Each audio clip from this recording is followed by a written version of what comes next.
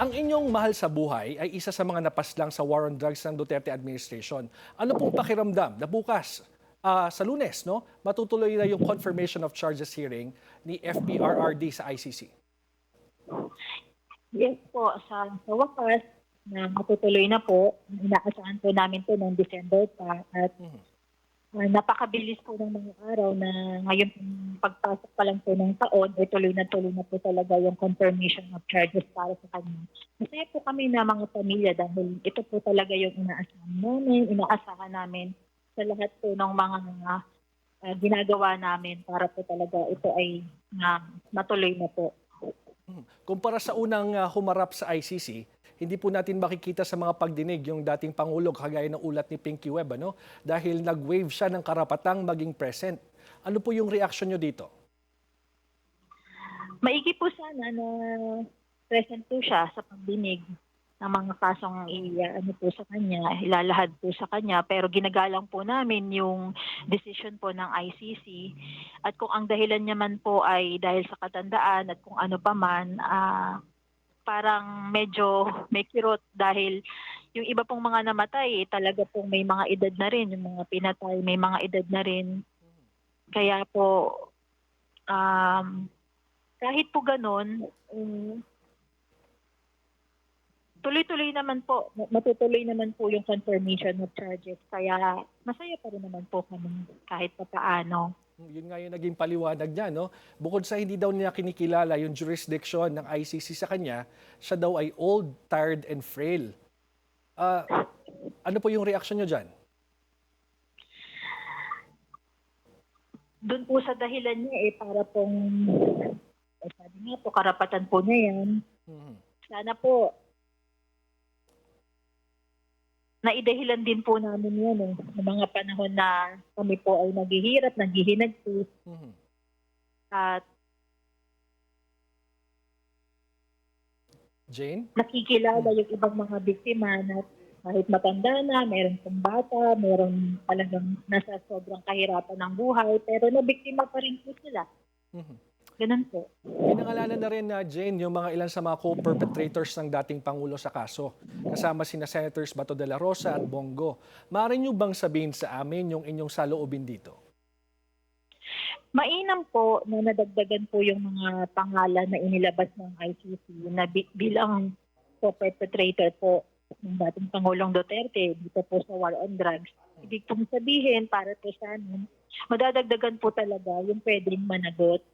Dahil naniniwala naman po talaga kami na magkakasangkot sila, pinagplanuhan po nila ito, kaya po naging matagumpay yung inilunsad nilang war on drugs.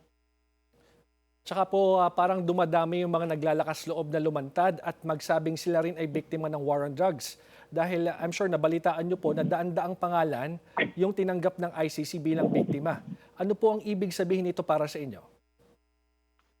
Ibig lang po sabihin talaga na marami pong naging biktima at ngayon po na nakarating na po itong usapin Mhm. sa ICC, ibig lang pong sabihin na lumalakas po talaga yung loob ng ibang mga nabiktima at nag-aasam rin po talaga sila ng tunay na hustisya na ipinagkait po sa amin dito sa mismo pa po naming sariling bansa.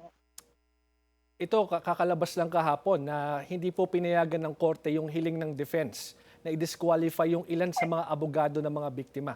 Ano po ang nasa sa isip nyo ngayon? Talaga naman pong hindi dapat i-disqualify ito pong mga abogadong tumutulong sa amin dahil sa simula't-simula pa lamang po, wala naman po talagang tumindig na magsalita para sa mga pamilya ng nabiktima at wala rin naman po talaga kaming kakayahan para magbayad ng mga abogado kahit po kung sasabihin na magkaroon po ng lokal na kaso dito po, wala po talaga kaming kakayahan. Ito lang mong mga abogado namin ay tumutulong sa amin at naniniwala po sa aming kakayahan din na makapagsalita kami, makapagpahayag ng tunay na nangyari ng mga panahong napaslangan kami. Kaya wala pong dahilan para i-disqualify sila bilang representative po namin. Kaugnay po ng gaganapin na confirmation of charges hearing sa Lunes.